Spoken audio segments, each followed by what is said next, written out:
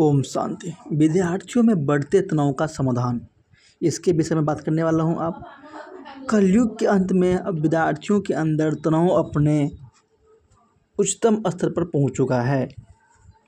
उनके चेहरों पर उदासी, निराश, भय, चिंता आदि की रेखाएं स्पष्ट रूप से उनकी आंतरिक स्थिति को प्रकट कर रही है। इस कारण स्कूल, कॉलेज तथा विश्वविद्यालयों के अनेक विद्यार्थी जीव शरीर घात करते रहते हैं। अचंभित करने वाली अखबार में छपी एक खबर की सन 1918 में IIT दिल्ली के होनहार 33 वर्ष ने जीवनाहात किया। एक अन्य अध्ययन के अनुसार भी सभी वर्गों में विद्यार्थी वर्ग सबसे अधिक तनावग्रस्त पाया गया। एक तरफ वो कहावत है कि विद्यार्थी जीवन सर्वश्रेष्ठ है, दूसरी तरफ विद्यार्थियों की ऐसी दुर्भ भरी व तनावपूर्ण दुर्दशा कहावतें सदियों के अनुभव से बनती है। अर्थात पहले विद्यार्थी जीवन सर्वश्रेष्ठ रहा है, इसको फिर से सर्वश्रेष्ठ कैसे बनाया जा सकता है, यह आज का महत्वपूर्ण प्रश्न है। विद्यार्थियों के जीवन से तनाव दूर करके ही उसको सर्वश्रेष्ठ व बेहतर बनाया जा सकता है। विद्यार्थियों में तनाव के दो मूल कारण देखे जा सकते हैं। एक नंबर है पढ़ाई ठीक से सीख न पाना। बढ़ते कलयुगी दूषित वातावरण के कारण विद्यार्थियों के मन में अधिक व्यर्थ तथा नकारात्मक विचार आते रहते हैं, जो उनके मन को पढ़ाई में एकाग्र नहीं होने देते। पढ़ते समय उस विषय के ही विचार चले, अर्थात एकाग्रता रहे, ऐसा नहीं हो पाता। एकाग्रता के बिना पढ़ाई नहीं सीखी जा सकती। इसलिए फेल होने, कम नंबर आने, माता पिता की ऊंची उम्मीदों को पूरा न कर पाने, समाज में बेइज्जती आदि के डर तनाव के मूल कारण बनते हैं।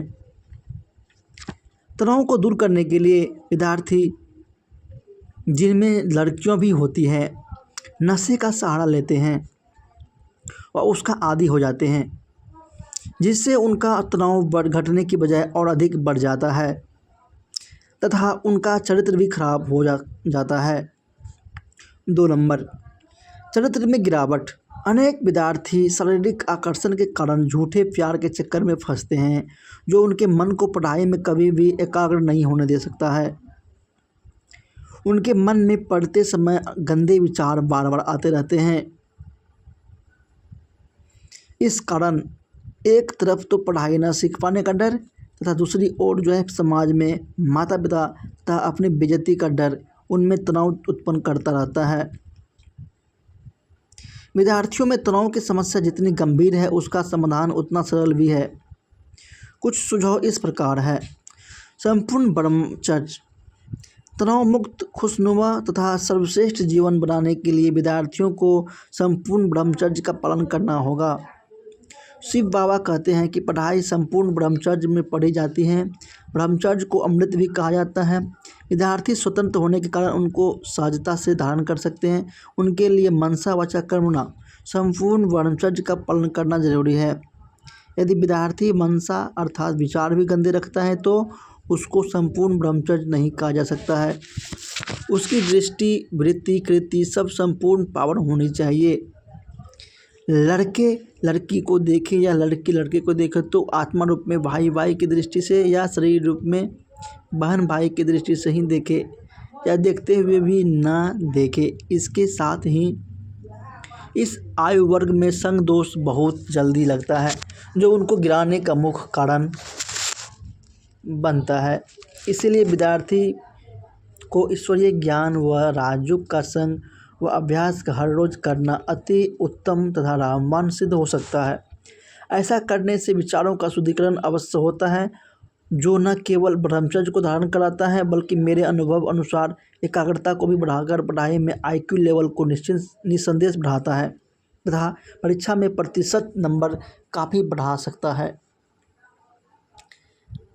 किसी को दुख न देना। विद्यार्थी के पढ़ने, पढ़ाने, खाने पीने आदि से किसी को कष्ट नहीं होना चाहिए तथा अपना सारा कार्य जहाँ तक हो उसको स्वयं ही करना चाहिए। इसके साथ ही उन्हें ईर्ष्या द्वेष जनित लड़ाई झगड़े बंद करने होंगे। ईर्ष्या द्वेष के कारण उनमें बदला लेने की भावना तथा होश रहित जोश अधिक पाया जाता है। इन कारणों से उनके विचार सदा हिंसात्मक हो सकते हैं, जो उनके मन को पढ़ाई में कभी भी एकाग्र नहीं होने देते। इससे उनका चरित्र भी भ्रष्ट हो सकता है। इसलिए शिव बाबा कहते हैं कि दूसरों के अवगुण नहीं, उनके गुणों को ही देखें, क्योंकि हर एक में कोई न कोई गुण अच्छा अवश्य होता है। इसके साथ यह भी धारणा करें कि बदला नहीं लेना किसी से, स्वयं को बदल कर या अपने को अच्छे गुण धारण करके दिखाना है, क्योंकि स्व परिवर्तन से ही अन्य में या विश्व में परिवर्तन हो सकता है, न कि हिंसा से। सात्विक भोजन, कहावत है कि जैसा अन्न वैसा मन। इसलिए सिद्धांत रूप से यदि विद्यार्थी सात्विक भोजन करे तो उनमें द्वेष, दुश्मनी, हिंसा आदि के भाव कम तथा शांति, प्रेम, मित्रता आदि के भाव स्वाभाविक अधिक होंगे। ऐसे विद्यार्थी लड़ाई झगड़े कम करने वाले, पवित्रता व ब्रह्मचर्य का अधिक पालन करने वाले हो सकते हैं। इसलिए इनमें व्यर्थ व नकारात्मक विचार भी कम होंगे, जो उनके तनाव को कम करने तथा पढ़ाई सीखने में रुचि को बढ़ा सकते हैं। इसीलिए विद्यार्थियों को सदा सात्विक भोजन ही करना चाहिए। राजयोग मेडिटेशन, राजयोग मेडिटेशन के अभ्यास से तनाव को क्या, अत्यधिक तनाव, डिप्रेशन आदि मानसिक रोग जल्दी खत्म होते हैं। जहाँ मेडिटेशन अर्थात दवाई कार्य नहीं, मेडिकेशन मतलब जो है, जो आपको अंग्रेजी दवाई वगैरह होते हैं वो या दवाई वगैरह वहाँ पे कार्य नहीं करते, वहाँ पे मेडिटेशन ज़रूर काम करते हैं। यह तनाव के मूल कारणों को जड़ से उखाड़ फेंकने में सक्षम व प्रभावी है। इसलिए यदि विद्यार्थी 10-20 मिनट इसका अभ्यास करे, सुबह शाम अमृत वेला भी करे तो अच्छा रहेगा। पढ़ाई में जो है एकाग्रता को भी काफ़ी बढ़ा सकते हैं। प्रजापिता ब्रह्म कुमारी ईश्वरीय विश्वविद्यालय की किसी भी पाठशाला या किसी भी सेवा केंद्र में आप गूगल पर सर्च करेंगे कि जो है जिस एरिया में रहते हैं नियर बाय सेंटर डालेंगे तो आपको वहाँ पे उसका नंबर, उसका जो लोकेशन और वहाँ का जो है एड्रेस आ जाएगा। उस आश्रम पर जाकर आप सीख सकते हैं। मानसिक स्वास्थ्य, विद्यार्थियों के गिरते मानसिक स्वास्थ्य में सुधार डालने के लिए प्रत्येक शिक्षक संस्थान में समिति का गठन होना चाहिए, जो समय समय पर उनके मानसिक स्वास्थ्य की जाँच व उपचार करवाती रहे। तनाव के उपचार को सर्वोत्तम विधि राजयोग मेडिटेशन मानी गई है।